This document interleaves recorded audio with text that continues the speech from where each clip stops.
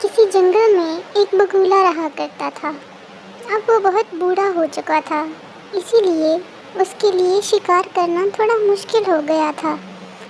वो जब भी मछलियाँ पकड़ने की कोशिश करता, मछलियाँ उसके पास से निकलकर फौरन ही भाग जाया करती थी। खुराक ना मिलने की वजह से अब वो कमज़ोर भी होता जा रहा था। एक दिन बैठे बैठे उसको एक तरकीब सूझी और उसने ऊंची ऊंची आवाज़ में रोना शुरू कर दिया।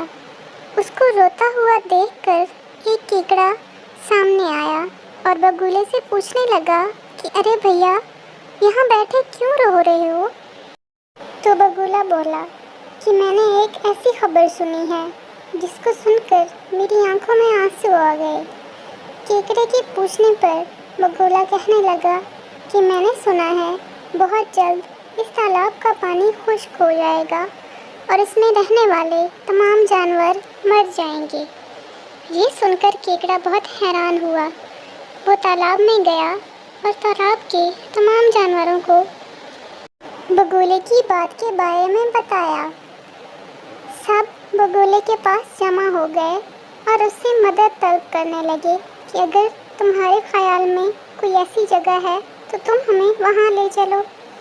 तो बगुला कहने लगा कि हाँ, जहाँ करीब में ही एक बहुत बड़ा तालाब है।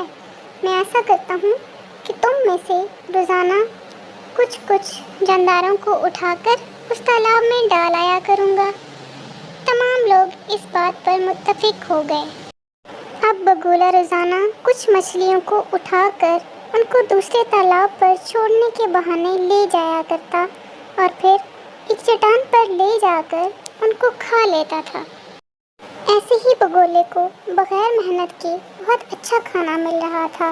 अब उसकी सेहत भी ठीक होती जा रही थी और उसकी साजिश के बारे में किसी को इल्म भी नहीं हो सकता था।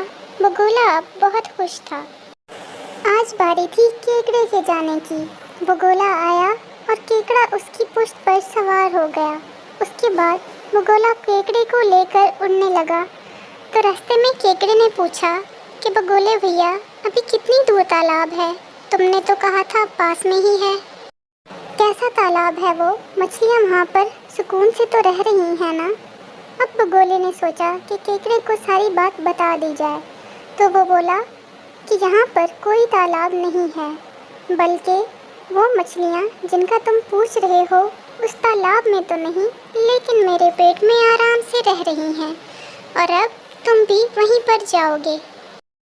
बगुले की ये बात सुनकर केकड़े को शदीद गुस्सा आया और वो कहने लगा कि अच्छा, तुमने हमें धोखा दिया है।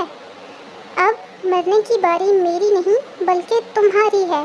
ये कहकर केकड़े ने अपने तेज दांत बगुले की गर्दन में उतार दिए, जिससे बगुले का दम घुटने लगा और वो ज़मीन की तरफ गिरने लगा। थोड़ी ही देर बाद बगुले की मौत वाक़या हो गई। इस तरह केकड़े ने अपना और मछलियों का बदला ले लिया और फिर मुश्किल से ढूंढते ढूंढते वो तालाब पर पहुंचा।